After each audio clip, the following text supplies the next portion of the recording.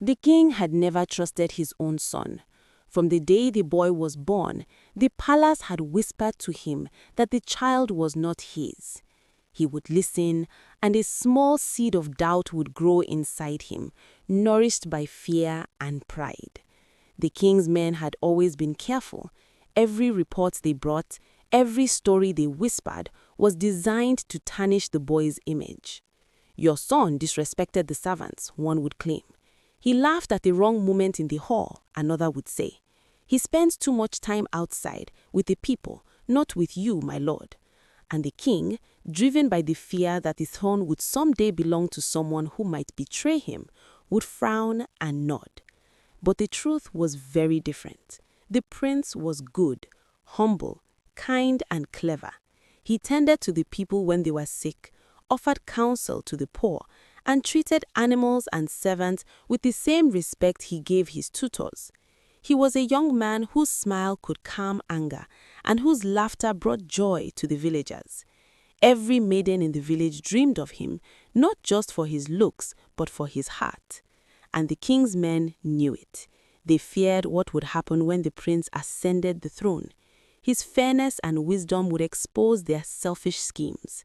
The kingdom, they thought, could not survive them losing power.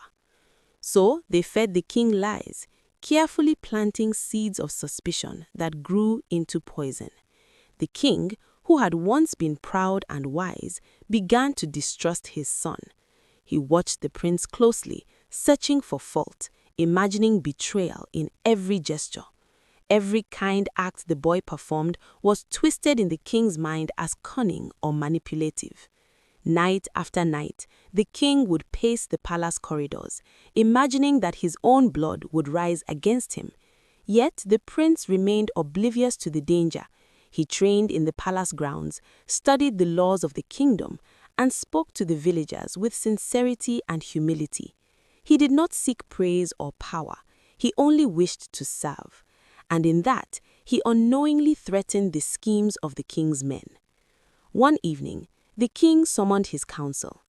"I cannot trust this boy," he said, his voice cold. "He is not mine. Make sure he does not take the throne when I am gone." The guards bowed, hiding their satisfaction. They had succeeded again. But fate has a way of revealing truth. The queen, who had remained silent for years, had been watching.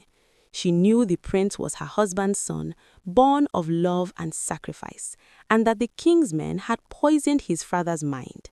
That night, she called the king to the library and handed him a sealed letter written long ago, revealing the prince's true heritage and the schemes of the men who served him.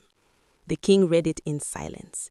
His eyes fell upon his son, sleeping peacefully in the hall below, unaware of the danger that had surrounded him since birth. Guilt and shame flooded the king's heart. For years, he had almost destroyed the boy who was good, noble, and deserving. He had allowed lies to blind him to truth. The next morning, the king called the prince to his side. "I was wrong. You are my son, and the crown shall never blind me to your heart again." The palace guards, the men who had lied, were dismissed. They had learned that deceit, no matter how carefully hidden, cannot stand against honesty and courage. And the prince? He grew into a king who ruled with fairness, humility, and wisdom. Under his reign, the kingdom prospered, and the people learned that honesty, integrity, and vigilance against falsehood were the true foundations of power. The lesson remained clear.